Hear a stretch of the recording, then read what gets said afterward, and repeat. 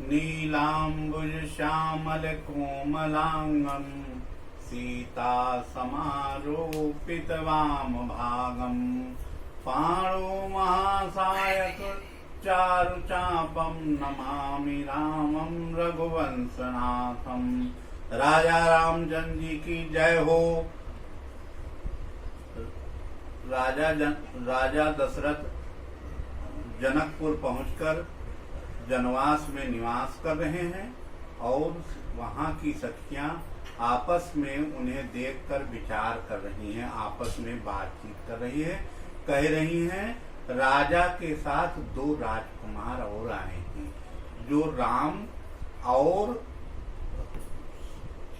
लक्ष्मण के तरह हैं, एकदम स्वरूप हैं।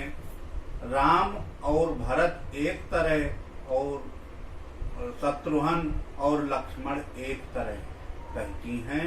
आपस में बात विचार करती हैं और कहती हैं कि हे सखी, अगर इनका विवाह जनकपुर हो जाए तो इसी नाते से ये लोग यहाँ आएंगे और हम इनका दर्शन करेंगे और हम धन्य धन्य हो जाएंगे।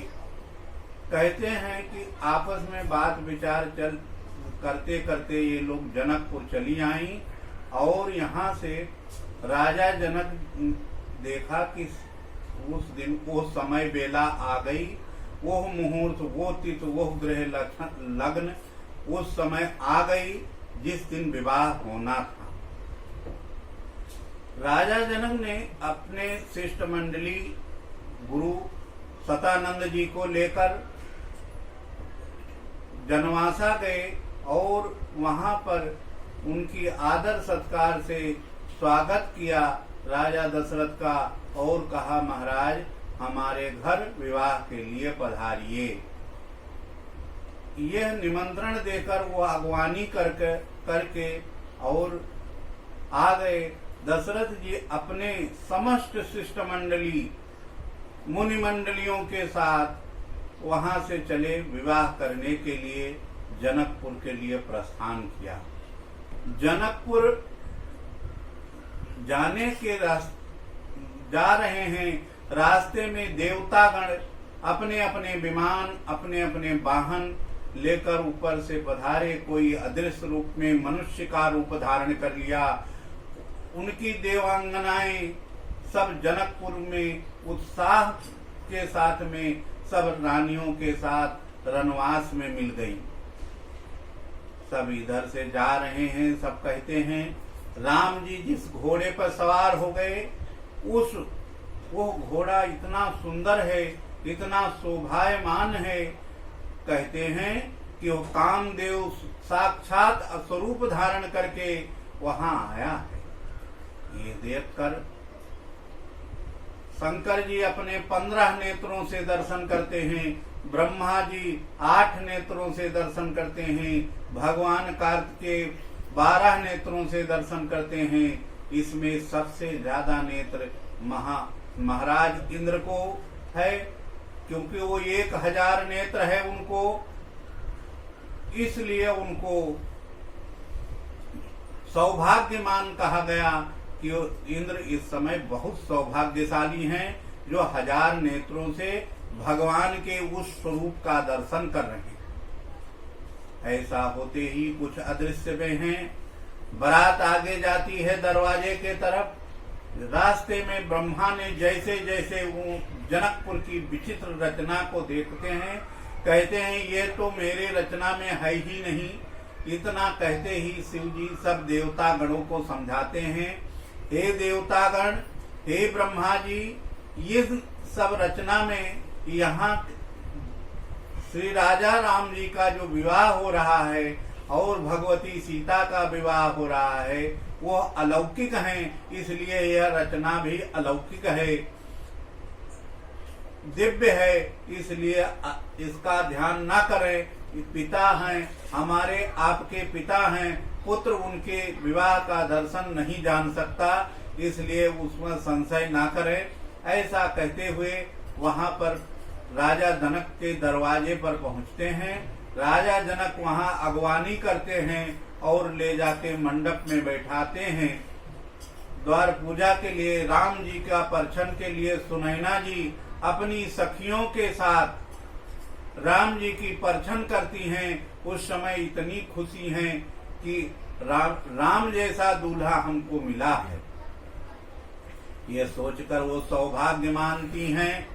मानते हुए सुनैना परछन करके अंदर रनिवास में चली जाती हैं और यहाँ महर्षि वशिष्ठ मंडप में हैं, राम जी को बुलाते हैं। राम जी वहां पधारते हैं, राम जी को आसन देते हैं, उनका पाद्य अर्घ समर्पित होता है और उसके बाद महाराज दशरथ के शिष्ट मंडली, महर्षि विश्वामित्र, महर्षि जाबाल्य, महर्षि वामदेव जैसे ऋषि वहां पर पधारे।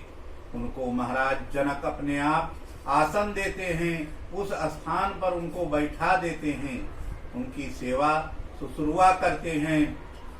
यह करते हुए उनको धन्य कहा गया। देवता लोग अदृश्य रूप में हैं और वहां पर सब अदृश्य रूप होते हुए सब खुशियां मना रहे हैं, फूलों की वर्षा कर रहे हैं। महर्षि वशिष्ठ राम जी से गौरी गणेश की पूजन कराते हैं, ब्राह्मणों का वरण कराते हैं। इस तरह से वहां पूजन हुआ।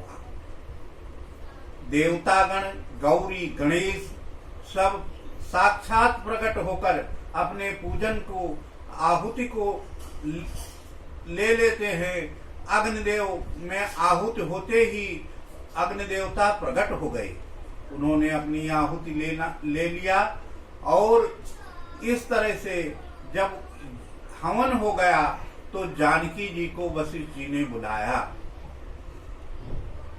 सतानंद जी वहां आ गए और जानकी जी को सखिया लेकर आई, यहाँ बैठा दी। उसमें लक्ष्मी, सरस्वती आदि देवियां भी हैं जो वहां उनको साथ लेकर आके बैठा दी। कोई किसी को पूछता नहीं कौन है, और वहां पर जानकी जी को बिठा दिया गया। बैठ गई जानकी जी, राम जी बैठे हैं, उनसे साखोचार किया गया। साखोचार एक लड़के के हाथ में लड़की का हाथ दे दिया जाता है, उसी को साखोचार कहते हैं। फिर उसके बाद पाणी ग्रहण संस्कार होता है। पाणी ग्रहण संस्कार हो गया। पाणी ग्रहण के बाद में उनका फेरा हो गया। फेरा होने के बाद सिंदूर दान हो गया।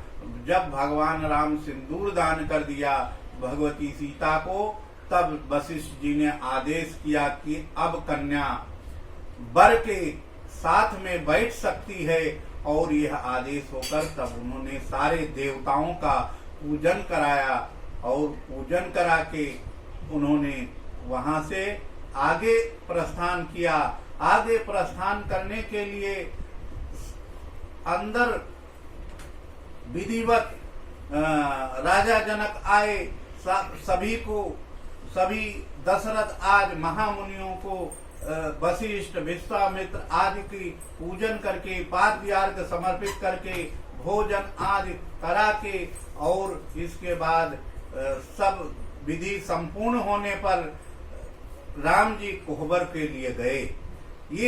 फिर इसी मंडप पे महाराज भरत और मांडवी का विवाह हुआ। इसी स्थान पर लक्ष्मण और उर्मिला का विवाह हुआ उसी विधि से, और शत्रुघ्न जी, सुतकीर्ति जी का विवाह इसी मंडप में हुआ।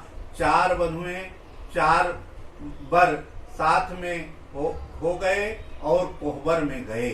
कोहबर में जाते हैं, आगे राम हैं, पीछे लक्ष्मण जी हैं। लक्ष्मण जी को बाहर दरवाजे पर उन जूते पर कपड़ा डालकर प्रणाम करने को कहा गया कि यह कुल देवता हैं, इनका प्रणाम करो। उसको लक्ष्मण जी ने कहा, मेरे कुल देवता अवध में हैं, मैं प्रणाम नहीं करूंगा। लेकिन उनके पीछे भरत जी हैं, भरत जी को प्रणाम करने को कहा गया। भरत जी साक्षात दंडवत प्रणाम करते हैं। और जब खोला गया कि यह तो राम जी का जूता है, सब कोई तो हंसने लगा। राम जी कहते हैं, हम धन्य हो गए इसमें और क्या हो सकता है, क्योंकि वो उसी के भक्त हैं, चरण पादुका के ही, भगवान के चरण के ही भक्त हैं, इसलिए वो प्रफुल्लित हो गए। कोहबर में जाते हैं, उनका जो और कुछ जो संस्कार होता है वहाँ कोहबर में, वो सब हो गया। उसके बाद में उन्हें पुनः जनवास जाने के लिए उद्यत हुए राजा जनक। राजा और 4 वर 4 वधू सब जनवास पहुंच गए और वहां पर निवास किए।